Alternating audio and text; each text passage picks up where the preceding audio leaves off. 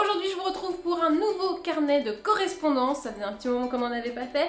Et alors ce qui va se passer, je vais répondre à une petite dizaine de questions ici, et toutes celles que vous m'avez posées sur la page Facebook et auxquelles je vais pas pouvoir répondre ici parce que ça prend beaucoup trop de temps, et qu'une vidéo d'1 heure, je sais pas si vous tiendrez, j'y répondrai par écrit sur le blog, voilà. Donc comme ça, vous avez de la vidéo, de l'écrit, parce que je sais qu'il y a des gens qui se plaignaient « Ah non, moi je veux que ce soit que de la vidéo, ah moi je veux que ce soit que de l'écrit », et ben il y avait aussi ceux qui s'en foutaient, et ben pour vous qui vous en foutez, vous aurez les deux. Comme ça, tout le monde est content, il y a de l'écrit, il y en a ok. Donc le lundi suivant la parution de cette vidéo sur YouTube, vous aurez sur mon blog donc la vidéo, en BD, et le reste des questions. Enfin, en même temps, il y a 62 questions, je pense qu'il y aura un petit tri quoi qu'il arrive. Bref, on va commencer avec la première question qui vient de Nathalie. Quelles sont les marques make-up que tu achètes et donc utilises? Merci. Comme vous le savez, je suis journaliste beauté et blogueuse, donc on m'envoie énormément de produits. Donc j'achète très peu finalement. Les derniers produits que j'ai achetés parce qu'on me les a pas envoyés et que j'aime pas trop réclamer, c'était Huda Beauty, les deux palettes pour les yeux et la palette d'highlighter. Je suis pas déçue, j'aime beaucoup. Huda Beauty, j'utilise énormément Kat Von D aussi. J'utilise Zoeva à gogo. Alors Zoeva pour moi c'est l'une des meilleures marques du moment. Ils sont très forts en palette pour les yeux, en palette pour le teint. Là où je les sens un peu plus faiblards, c'est sur les rouges à lèvres, etc. Les highlighters ils sont très forts aussi. Ouais, mais bon, comme moi je suis pas très rouge à lèvres comme meuf, je m'en fous. Qu'est-ce que j'utilise beaucoup? En ce moment, Black Up, qui est revenu un petit peu, j'ai pareil, des palettes de dingue. J'utilise pas mal la marque Sephora, j'utilise beaucoup de trucs hein, en fait. Givenchy, Chanel un peu, Dior un peu. En fait, les marques de luxe, j'utilise pas des masses, c'est plus les vraies marques de maquilleurs. Nars aussi, énormément. Nars, ils ont des trucs, mais les palettes pour les yeux. Alors là, pour le coup, les rouges à lèvres, ils sont dingues. J'utilise aussi pas mal de L'Oréal Paris. J'utilise beaucoup de marques, en fait. Je suis en train de regarder Bourjois. Avec Bourjois, ils ont fait un bon petit retour en force. MAC aussi. Beaucoup moins Make Up For-Ever. J'ai eu une grande période Make Up For-Ever, et puis là, voilà. Je trouve que le truc c'est un peu retombé. Fenty Beauty, évidemment, et Anastasia Beverly Hills. Donc c'est beaucoup des marques de maquilleurs. Rimmel et Revlon aussi. Il y a des trucs, notamment dans les rouges à lèvres, qui sont pas mal. Je mets Maybelline pour le teint. Guerlain aussi pour le teint, pas trop pour les palettes parce qu'ils sont pas fifous. Ils essaient de devenir fifous. Les gars ont sorti un rouge à lèvres bleu. J'ai envie de vous dire, Guerlain, c'est pas là qu'on vous attend. On veut pas. Moi, je suis une meuf qui aime le rouge à lèvres bleu. Je vais pas me dire, tiens, je vais aller chez Guerlain m'acheter mon rouge à lèvres bleu. Et si je suis chez cliente Guerlain, je vois un rouge à lèvres bleu, je me dis, les gars se foutent de ma gueule. Clairement. Donc, voilà. Et, en eyeliner, il y a des Clarins qui sont très bien. Crayon pour les yeux, c'est Clarins et Nars. Urban Decay évidemment, Benefit, Clinique, en fait je suis en train de vous citer toute la liste des produits qui sont chez Sephora, donc je les regarde en même temps, mais c'est vrai, j'ai beaucoup de marques, mais c'est vrai qu'en ce moment j'ai une affection particulière pour Zoeva, je vous l'avoue. Les petites palettes, là j'ai l'impression qu'ils en sortent une par mois, et elles sont toutes trop bien. Et Too Faced, j'avais oublié Too Faced, les chocolates. Et NYX, bon, bah en gros j'aime tout. Mais je sélectionne, je ne prends pas tout chez tout le monde. Voilà. Question de Chou. Magali, pourrais-tu nous faire un mini tuto rapide pour la nouvelle palette d'Anastasia Beverly Hills Subculture? Un truc ultra rapide à faire en 10 minutes pour le matin quand on bosse. J'ai pas cette palette, Chou, je suis désolée. I don't have it. Sandrine. Coucou Magali, connais-tu un bon produit pour resserrer les pores, une bonne routine quotidienne? Alors, le bon produit, c'était ce masque de chez Kaolion. Qui est un duo chaud-froid, donc en gros c'est deux masques. Moi je l'ai fait, j'ai des pores dilatés ici et ici. Enfin j'ai comme ça, j'ai une barre de raton laveur. Je sais même pas comment ça... Les gens ils ont des pores dilatés, moi ils sont là mes pores dilatés. Et donc j'ai fait ces masques mais vraiment zonés juste à ces endroits là, et clairement ça m'avait resserré le pore d'une manière assez dingue. J'y croyais pas et franchement ça a hyper bien marché. Et il y avait aussi le masque Mousse to Peel Off de Nia, qui avait marché du feu de Dieu, et franchement j'étais hyper impressionnée. Donc ensuite je te dirais d'avoir une routine anti-peau grasse. Et moi, comme moi c'est localisé, que le reste de la peau sèche, c'est la galère. Donc en gros, il faut exfolier assez régulièrement et il faut avoir des trucs qui resserrent les pores de temps en temps. Donc ces masques-là, pour moi, c'est très bien. Donc, tu nettoies bien, tu exfolies bien. Donc avec un petit gommage, tu prends un peeling doux chez... bah tiens, on va le faire chez Clarins, qui est très bien, le peeling doux Clarins. Oui, c'est ça, le gommage doux Clarins. Et sinon, tu peux faire un truc qui, moi, a pas mal marché. C'est le peeling de nuit de Vichy. En gros, pendant 2-3 semaines, c'est une lotion, en gros, mais en vrai c'est un peeling, mais quand tu le vois c'est une lotion. Tu la mets comme ça, tac tac tac tac tac tac, et au fur et à mesure, ça va vraiment éclaircir le teint, et moi j'ai vu aussi une action sur les pores, ça les a vraiment bien resserrés, donc moi je ferais ça. Donc, tu nettoies bien, tu gommes bien, petit peeling de temps en temps chez Vichy. Il y a aussi Dr. Jart qui a sorti un peeling, je ne l'ai pas encore testé, donc je ne sais pas, peut-être qu'il est très bien. Et Ambryolis, pareil, les 3 marques qui font un peeling nocturne que tu fais pendant minimum 2 semaines, on va dire maximum 1 mois, et quand tu fais ça, obligatoirement, tu mets un SPF, même si là c'est l'hiver et t'as pas beaucoup de lumière. Ta peau est sensibilisée, donc il faut quand même une petite protection. Ok? Peeling, Kaolion, NIA, bien propre, peau bien propre. Et surtout, alors moi il y a un truc que j'ai remarqué, quand les pièces sont surchauffées, le pore se dilate. Donc baisse un peu la température, normalement c'est 19 degrés dans une maison. Moi j'avoue j'aime bien être bien au chaud, mais bon, c'est pas très bon pour le pore. Ensuite, Magali, peux-tu me conseiller une base, un fond de teint et une poudre? Je t'explique, je me maquille le matin à 12 h et je brille déjà. Et tout mon petit maquillage est pratiquement parti. Peux-tu me donner des conseils? Je souhaiterais que mon maquillage me tienne toute la journée. Alors, en base, je mettrai la base fixatrice de Make Up Forever. En fond de teint, je mettrai un fond de teint mat. Donc soit le Fit Me de Je Maybelline, soit le Velvet Matte qui est en stick chez NARS. Et en poudre, pour moi les poudres elles sont... J'en ai pas une qui est plus fixante qu'une autre. Je crois pas. La Fenty pour moi elle est vachement bien. Tu sais celle qui est blanche, un peu carrée. Tu tapotes comme ça. Pour moi elle est hyper bien. Mais elle n'est pas particulièrement fixatrice par rapport à une autre. Donc je pense que vraiment la clé, c'est le fond de teint mat, qui va faire que comme il est moins gras, il bouge moins, il part moins et il s'accroche beaucoup mieux à la peau.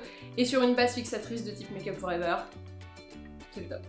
Coucou Magali, peux-tu me donner tes astuces pour nettoyer les pinceaux pour fond de teint liquide ainsi que les pinceaux blush? Ah bah je voulais vous en parler. Eh bah c'est l'occasion. Génial, génial. Je suis hyper contente de cette question parce que je voulais vous montrer le truc pour nettoyer les pinceaux qui est un peu foufou, qu'on voyait partout sur Instagram et qui est maintenant chez Sephora. Le Style Pro de Tom Pellereau. En gros le mec c'est un inventeur, il a une émission télé où en gros les gens lui demandent « Ouais, est-ce que tu pourrais m'inventer un truc pour... » Et là il y a une meuf qui lui a dit « Est-ce que tu pourrais m'inventer un truc pour nettoyer mes pinceaux? C'est hyper relou, faut que j'attende que ça sèche, etc. Moi je veux les nettoyer, qu'ils soient secs direct. » Et le mec il a eu l'idée. Je vous montre comment ça se présente. Et je vais vous faire aussi ma petite critique, parce que je le trouve bien, mais pas génial. En gros, vous avez un bol, comme ça, avec un petit truc noir au-dessus du couvercle, pour empêcher... En gros, quand vous renversez, ça se renverse pas, ça reste là. Vous avez un espèce de machin qui tourne, ok? Vous avez ensuite des embouts en caoutchouc dans lesquels quasi tous les pinceaux s'emboîtent. Les Urban Decay, par exemple, ne s'emboîtent pas là-dedans parce qu'ils sont tout fins. Et il n'y a pas l'épaisseur. Donc ça marche sur à peu près tous les pinceaux, mais pas sur tous les pinceaux. Ok? Avec ceci, non, dans le kit quand vous l'achetez, je crois que c'est 24 balles, vous avez le bol, le truc qui tourne et les embouts, et vous avez des petits échantillons de ceci qui est le Makeup Brush Cleanser que vous pouvez acheter à part.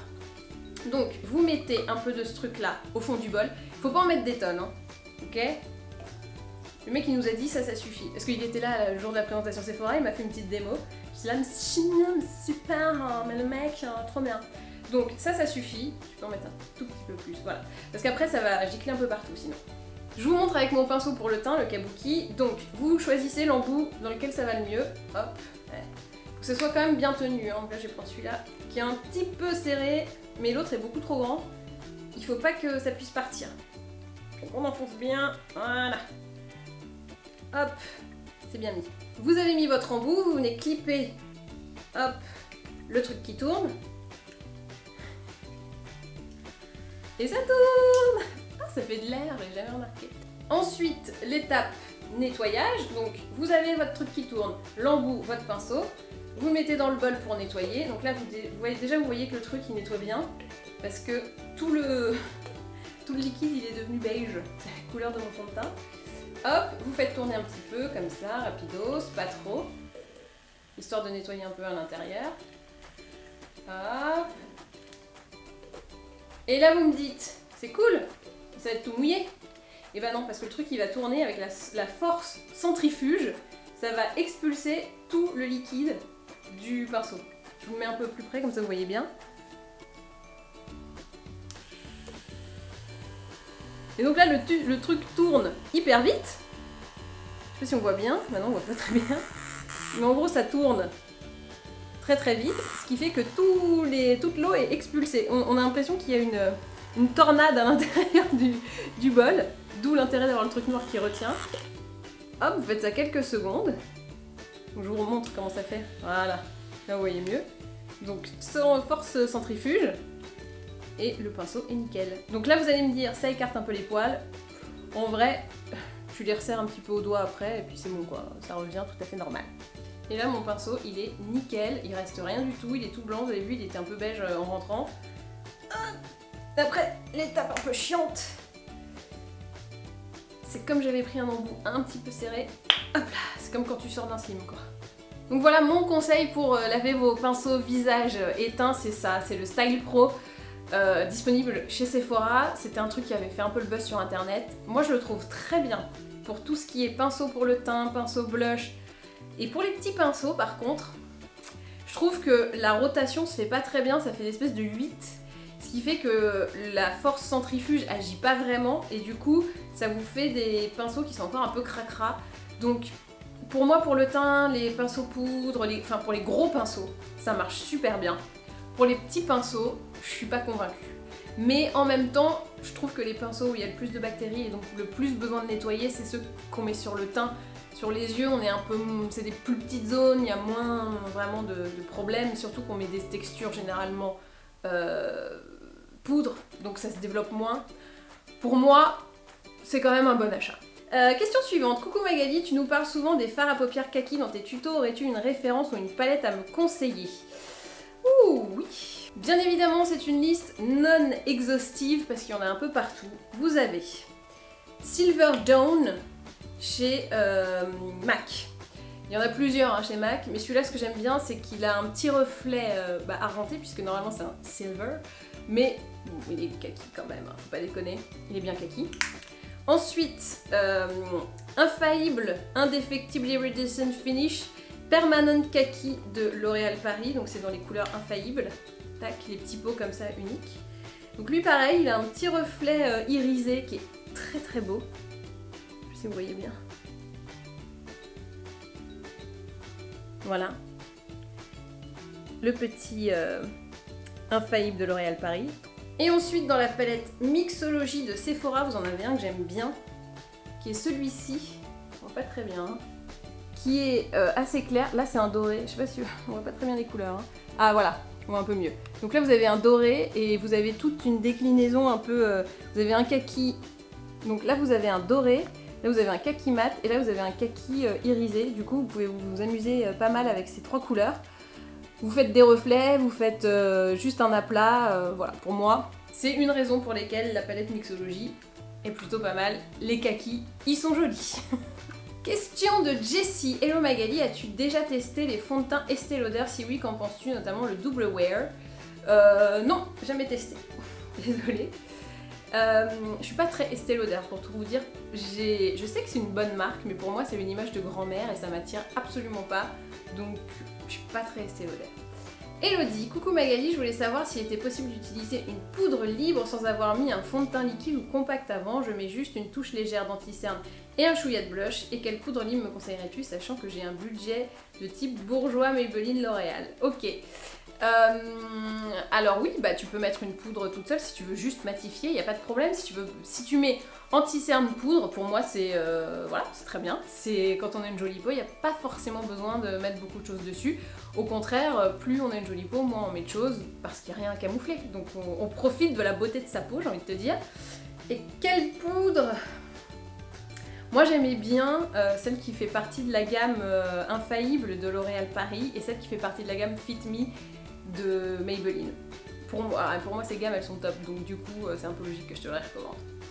Et c'est pas des poudres libres, c'est des poudres compactes. Mais bon, tu prends un pinceau un peu rêche, tu grattes comme ça et puis ça te fait de la poudre libre.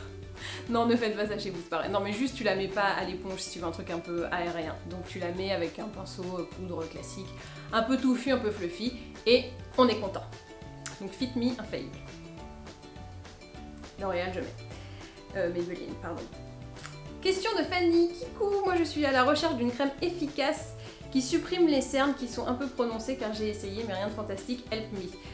Fanny, alors il faut déjà essayer de bien dormir. Je sais, hein, je le dis à chaque fois, je suis chiante, mais en vrai les cernes c'est ça, hein. Moi je vois en ce moment je dors pas, j'ai des cernes de ouf, mais ce qui me rassure c'est que je sais pourquoi. Je me dis pas non je comprends pas pourquoi j'ai des cernes, je sais, c'est parce que je dors pas. Donc voilà, l'explication est là. Et surtout, faut pas dormir complètement à plat, parce que là, ça stagne, c'est horrible. Sinon, moi, je te conseillerais le contour des yeux. Punaise, comment il s'appelle? Il y en a un d'Uriage qui est très très bien, qui va vraiment, qui est un gel hydratant, qui est très bien. Il y a le contour qui est un peu en soin liquide de Sanoflore. Et surtout, fais attention parce que, alors, il faut la journée mettre un soin hydratant mais pas gras. Et le soir, tu peux mettre un soin gras et hydratant. Donc ça veut dire, quand tu as un contour des yeux un peu épais, le mets pas la journée parce que ça va te plomber et ça va être encore pire finalement. La nuit, tu peux le mettre parce qu'il va nourrir, donc quelque chose de aqueux, je ne me trompe pas. Oui, c'est ça. Et donc tu mets du aqueux le soir, du hydratant la journée, c'est plus léger, c'est beaucoup plus efficace. Et ne mets pas un truc trop lourd. Si tu as des rides vraiment marquées, ouais tu peux mettre un anti-cerne, enfin un contour des yeux un peu costaud. Sinon, tu vas te plomber le cerne, ça va être encore pire. Et il faut pas mettre une crème trop riche, sinon ça peut aussi créer des petits grains de milium. Voilà, donc moi je dirais Uriage, Sanoflore, et les Clarins aussi sont vachement bien. Il y a un petit contour avec un applicateur très froid qui est rose, je crois. J'ai plus du tout le nom, multi-actif contour des yeux, je crois que c'est ça. Qui est hyper bien et du coup voilà, ça fait recirculer, ça draine, on est bien, on est content et comme c'est frais, ça marche super bien. Donc moi je te conseillerais d'avoir des trucs frais pour décongestionner et après mettre du soin mais pas en abuser. J'ai l'impression que plus on met du soin sur le contour des yeux, plus ça nous plombe en fait. Donc peut-être que tu mets trop de soin aussi. À voir. Essaie un truc juste léger, très hydratant, comme le Sanoflore là qui est en soin liquide. Pas la crème, hein, qui est vraiment en flacon. À mon avis, il y a peut-être de ça. Peut-être pas, mais peut-être. Alors, Séverine, est-ce que tu as une astuce pour choisir la bonne teinte de fond de teint lorsqu'on choisit via internet? C'est hyper compliqué. Honnêtement, sur des marques genre Fenty, genre Huda, genre j'ai 30 teintes de fond de teint, c'est hyper compliqué. Ils ont essayé de faire des équivalents, des nuanciers, des trucs comme ça, et j'ai jamais réussi à trouver un truc qui va.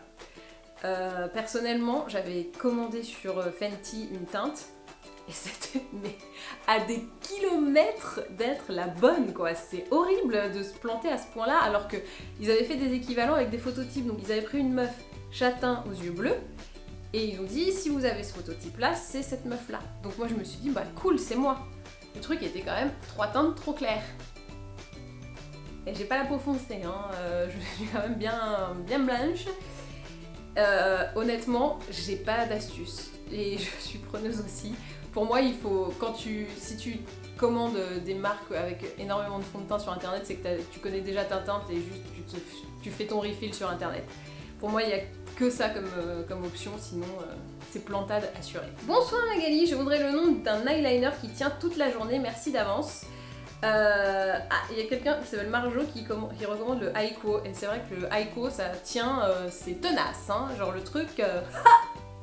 je suis Aiko. Il est plutôt pas mal. Alors sinon, j'ai le Kat Von D, le Ink, je sais plus quoi, je sais plus Attends, je regarde. Mais n'importe quoi. Ça s'appelle Tattoo Liner, voilà.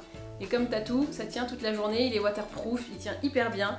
Et il y a un autre que j'aime beaucoup, c'est le Matte Eyeliner Stylo de Nars. Bah comme il est mat, il n'est pas waterproof, mais il est mat, du coup ça tient bien aussi. Donc tout ce qui est mat, généralement ça tient bien parce que vu qu'on enlève le gras pour que ça fasse un effet mat, et ben ça glisse moins. Puisque le gras c'est ce qui fait que ça tient pas. Vous avez compris. Nous allons donc passer à la dernière question, mais ne soyez pas tristes puisque sur le blog il y aura d'autres questions, d'autres réponses à l'écrit. Alors, Angélique, coucou Magali, que penses-tu de la gamme Normaderm de Vichy et un avis sur l'éponge de Konjac? Normaderm de Vichy, moi c'est ce qui m'a un peu sauvée de l'acné, on va dire. J'avais d'abord fait le basique 3 temps de Clinique, ça m'a enlevé plein de boutons. Et le truc fatal qui a fait que, ouais, j'en ai de temps en temps des boutons, mais c'est hormonal et voilà, c'est compris. Ouais. Et bah, ce qui est venu à bout des vrais boutons d'ado, on va dire, c'est toute la gamme Normaderm et c'était le soin, et je crois qu'il est plus disponible, soin global anti-imperfection il s'appelait, il était rond. Je crois qu'il y est plus dans la gamme, mais il y a des équivalents et donc pour moi toute cette gamme elle est vraiment super, c'est hyper efficace et en même temps il y a un truc très important, quand on a des boutons on a tendance à assécher, assécher, assécher et on oublie d'hydrater et là cette gamme elle est à la fois et hydratante et traitante et donc je l'adore. Et pour moi l'éponge Konjac, puisque c'était la suite de la question, je suis pas convaincue. Voilà. Pour moi c'est comme un gant de toilette, mais l'effet antibactérien, machin, tout ça. J'ai testé une éponge de Konjac pendant 2 mois et j'ai pas vu de truc... Voilà, donc pour moi ma réponse c'est... J'ai rien vu de spécial. Voilà. Et bien ce carnet de correspondance est terminé, j'espère que ça vous a plu, j'espère que vous avez eu réponse à vos questions. Si ce n'est pas le cas, je vous donne rendez-vous sur le blog pour la suite du carnet de correspondance. Quant à moi, n'hésitez pas à laisser des commentaires si vous avez des compléments d'informations sur les réponses que j'ai données, un avis complètement différent, dites-le, ça nous apporte de l'eau à notre moulin. Si vous trouvez qu'une marque que j'ai donnée est géniale alors que vous la trouvez nulle et que on débat, c'est super. N'hésitez pas à vous abonner pour ne rater plus aucun autre carnet de correspondance et aucune autre vidéo. Quant à moi, je vous dis à très bientôt. Et ben maintenant, à vous de jouer!